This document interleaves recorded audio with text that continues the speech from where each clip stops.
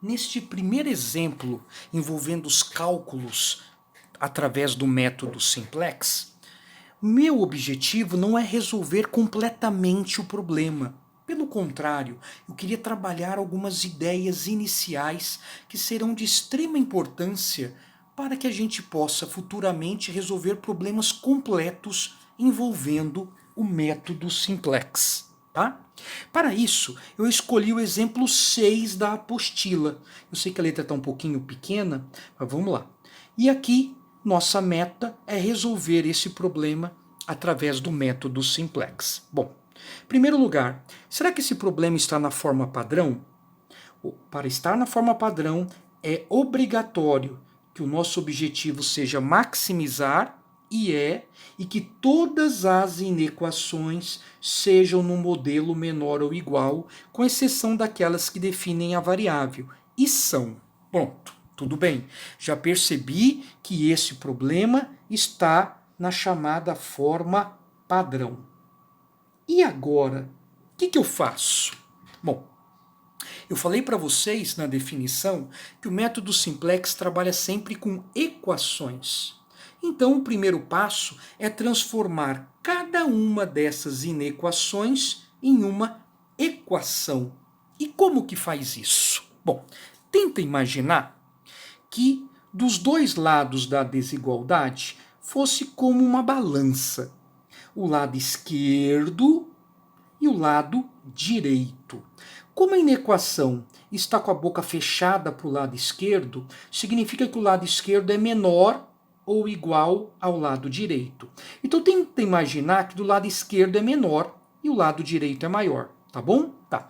Imagina o lado esquerdo é minha mão esquerda, o lado direito é minha mão direita, e desse lado esquerdo eu tenho menos objetos do que desse lado. O que eu faço para ficar igual? Bom, se desse lado eu tenho menos objetos que esse, se eu colocar mais objetos aqui, em algum momento ele vai ficar igual.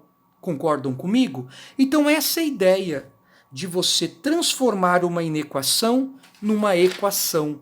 É o que eu chamo de inclusão de variáveis de folga. Então nós vamos precisar incluir as chamadas variáveis de folga. A folga é justamente o que está faltando para alguma coisa que é menor se transformar em igual. Mas eu não sei o quanto é menor, eu não sei o quanto está faltando para ficar igual. Por isso que eu vou dar o nome de uma variável. Variável é aquela coisa que muda, você não sabe exatamente qual é o valor e por isso que você define por algo representado através de uma incógnita. Então nós vamos fazer a inclusão de variáveis de folga para cada elemento que compõe o sistema. Vamos lá? Bom, como que faz isso?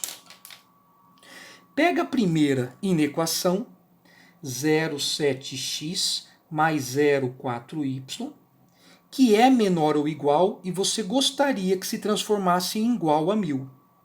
Alguma coisa que é menor para ficar igual, você soma alguma coisa, mas soma quanto? Não sei. Vamos dar o nome de uma letra, de uma variável qualquer. A variável mais usada dentro do método simplex, e nós vamos utilizar essa mesma notação, é a variável u. Então eu vou dizer que eu vou somar u para que se transforme em igual. Assim, a primeira inequação se transformou numa equação. Agora a segunda. 0,15x, perceba que eu estou escrevendo x embaixo do x, mais 0,3y, o y embaixo do y, ela é menor que 600, mas eu queria que ficasse igual. Bom, uma coisa que é menor, para ficar igual, você soma alguma coisa, mas soma quanto? Não sei. Será que eu somo a mesma coisa da equação anterior? Não sei. Se eu não sei, eu não posso assumir que é o mesmo valor. Então eu não posso dar o nome da mesma variável. Eu vou criar uma nova variável chamada de v. Próxima, x menor ou igual a 700, mas eu quero que fique igual a 700. De novo, se o x é menor, alguma coisa que é menor para ficar igual, você tem que somar. Mas somar quanto? Não sei. Vamos chamar do quê? Um novo valor. Eu não sei se o valor é igual aos anteriores, vou chamar então de w. Então, cada inequação do tipo menor ou igual vai ter que ser acrescentada uma variável de folga para que ela se transforme em uma igualdade. Com isso, você terá um novo sistema. Tudo bem? Outra coisa importante é que a função objetivo deve ser sempre no modelo igual a zero, para que a gente possa trabalhar exclusivamente com valores numéricos dos dois lados da igualdade. Porque perceba que aqui tem variável do lado esquerdo e variável do lado direito. Aqui tem variável do lado esquerdo e números do lado direito. Então tem que aparecer o mesmo modelo. Como que a gente faz isso? Essa parte é muito fácil. É só deslocar cada parcela para o outro lado da igualdade. E a gente sabe que quando muda de lado da igualdade, troca-se o sinal. Então fica z menos 12x menos 15y. Não sobrou nada do outro lado, então não posso inventar. Fica igual a zero. Pronto. Todas as informações originais foram adaptadas. Com isso, a gente pode dar início ao método simplex, criando a primeira tabela. Bom, perceba que na nossa tabela nós temos exatamente 1, 2, 3, 4, 5, 6 colunas. Por quê? Porque cada coluna representa uma variável. Sempre na ordem, tá, gente? A primeira variável do problema é a principal, que é o que a gente está tentando otimizar, que é a variável z. As demais variáveis a gente usa a ordem do sistema. A primeira é a x, seguida de y, seguida de U, depois V e por fim W. Então, as colunas são representadas por variáveis e as linhas pelas equações. A primeira equação é o objetivo e as demais são as restrições do problema. Aí, na tabela, você vai escrever apenas o acompanhante de cada variável. Vamos lá? Um detalhe importante, tá? A primeira coluna é sempre a igualdade. Quanto que vale o z inicialmente? Igual a zero. Qual que é a igualdade da primeira equação? Igual a 1000. Qual é a igualdade da segunda? 600. A igualdade da última? 700. Deste modo, a primeira coluna é sempre destinada para a igualdade. As demais colunas são chamados coeficientes, os números que aparecem na frente de cada variável. Não vou deixar esse espaço aqui não, deixa eu escrever o z aqui.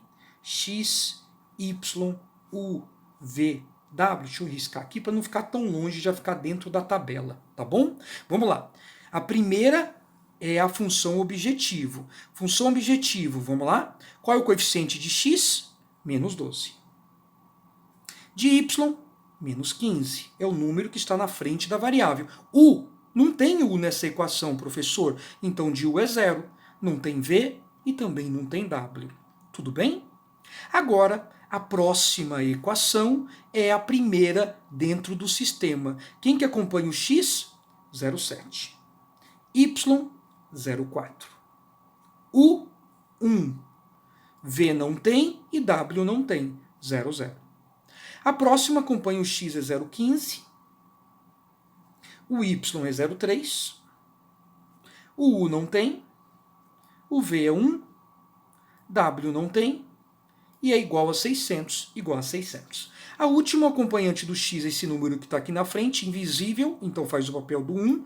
Não tem y, não tem u, por isso que eu deixo um vazio aqui, fica mais fácil de enxergar. Não tem v, e o w, o acompanhante é 1, igual a 700. Vamos conferir? X, 0,7, 0,15 e 1, está aqui. Y, 0,4, 0,3 e nada. 0,4, 0,3 e nada. U, 100. 100. V, 010, 010. W, 001, 001. Pronto. Com isso, construímos a primeira tabela. Bom, vocês estão vendo que até o momento foi tranquilo. Igualamos a zero a função objetivo, incluímos as variáveis de folga. Agora, nós vamos ter que descobrir quem são as variáveis não básicas.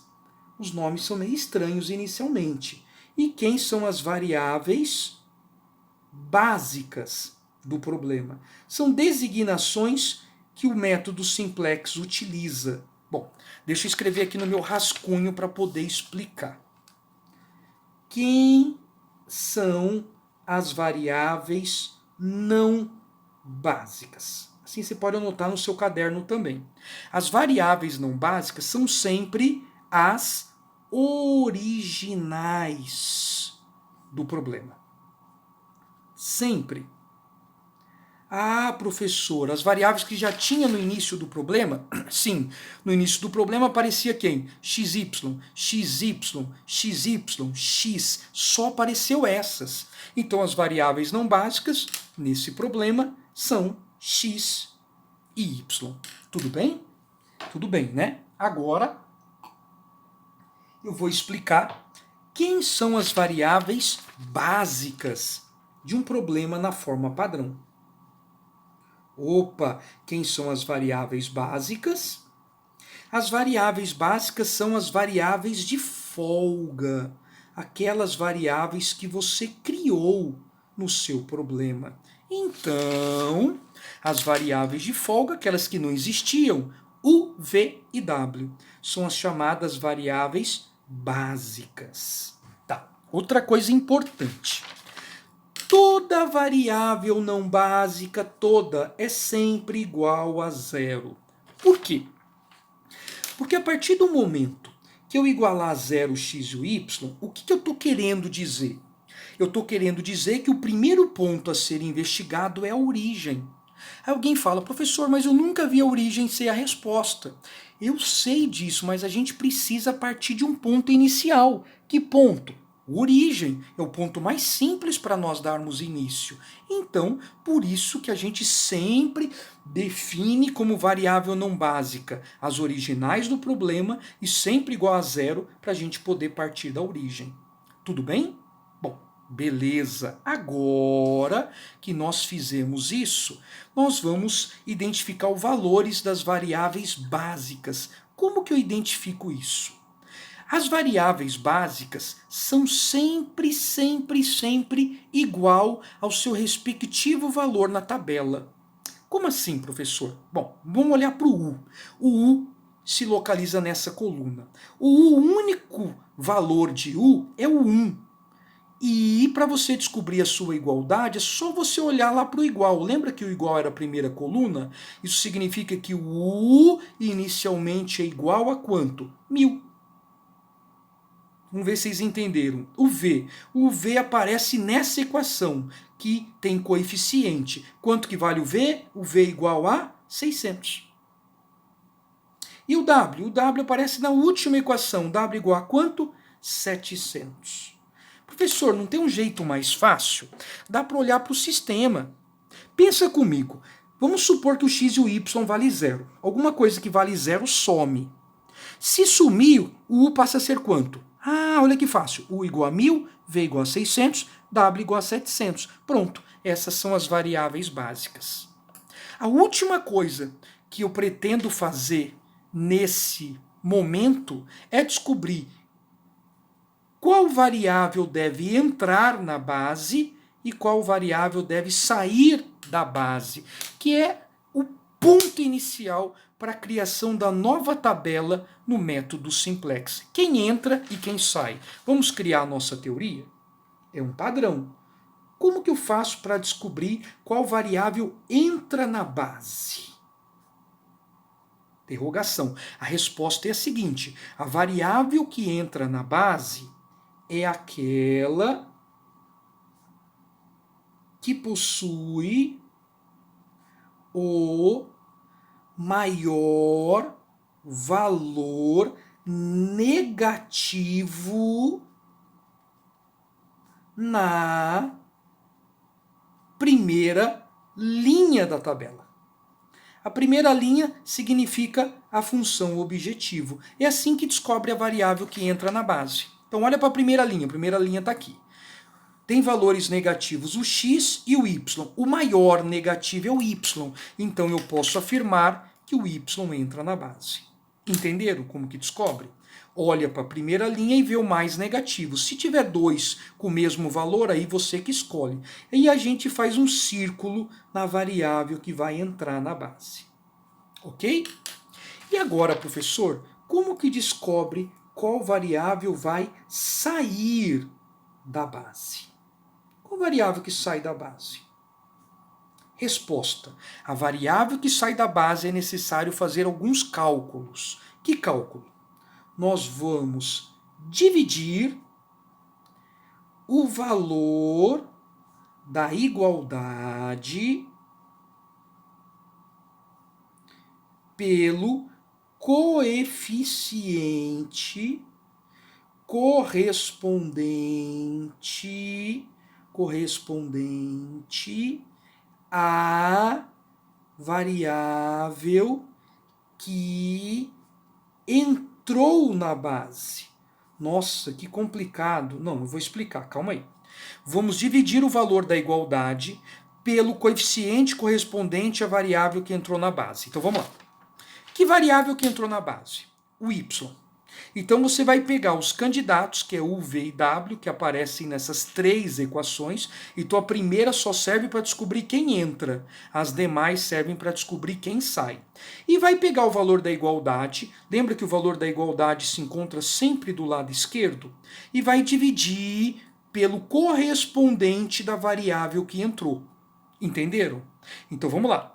Vou pegar o 1000 e vou dividir por quanto? Por 0,4. Vamos lá, vou fazer essa conta aqui atrás. 1000 dividido por 0,4, vai dar um valor.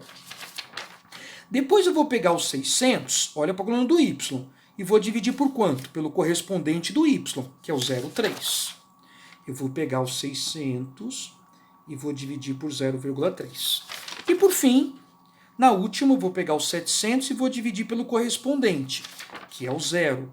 700 dividido por 0. Tudo bem? Tá, vamos fazer essas divisões? Vamos lá. Deixa eu pegar aqui minha calculadora. E eu vou dividir 1000 por 0,4. A resposta é 2.500.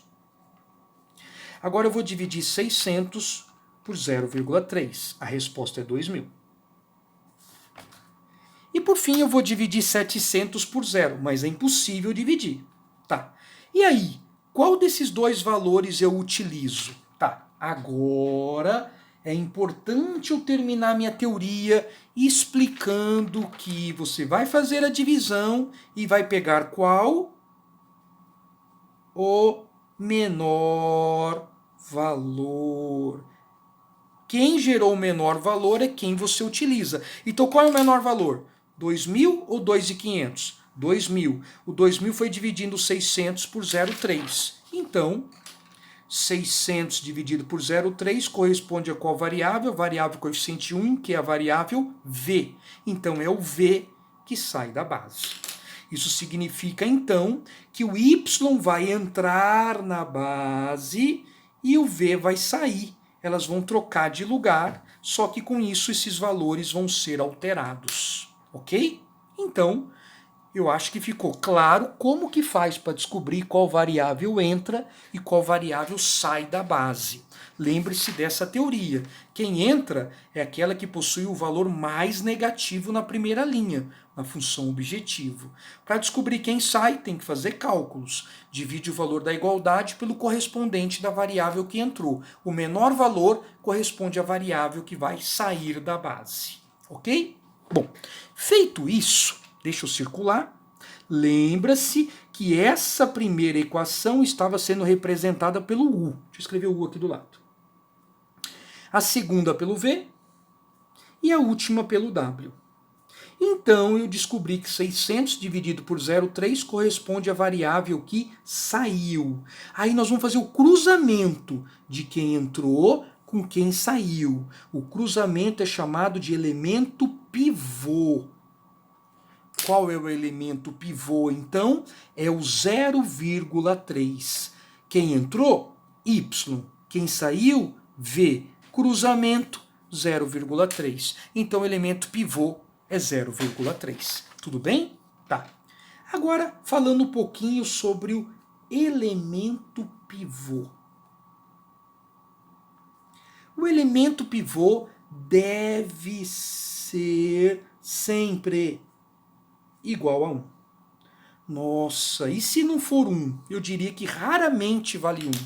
Quando não for 1, há necessidade de fazer algum cálculo para que ele passe a ser igual a 1. Que cálculo que a gente faz? Como que qualquer número vira 1 dentro da matemática? Um número vira 1 quando a gente divide um número por ele mesmo. Então, para virar 1, é só pegar esse 0,3 e dividir por 0,3. Mas isso não é uma igualdade? Lembra quando a gente resolve um sistema e a gente quer multiplicar por menos 1, aí multiplica todo mundo por menos 1? Dividir a mesma coisa. Se eu precisar dividir esse valor por 0,3, eu vou dividir todos os valores da linha por 0,3. Eu falei que ia encerrar descobrindo quem entra e quem sai, mas eu só quero fazer essa linha do elemento pivô. Note que ela é a segunda de baixo para cima. E aí é só fazer essa conta e eu já encerro este vídeo, ok? 600 dividido por 0,3, a resposta é 2.000. Que mais? 0,15 dividido por 0,3, a resposta é meio. Que mais 0,3 por 0,3 vai dar 1. 0 dividido por 0,3 é 0. 1 dividido por 0,3, deixa eu mostrar a conta. Se der várias casas, a gente vai utilizar duas, tá? E 0 dividido por 0,3 também vale 0, ok? Eu encerro o vídeo por aqui, que é o que eu pretendo cobrar na primeira tarefa de vocês, que é montar a primeira tabela, descobrir quem entra, quem sai, o elemento pivô e criar a chamada linha pivô da nova tabela, ok?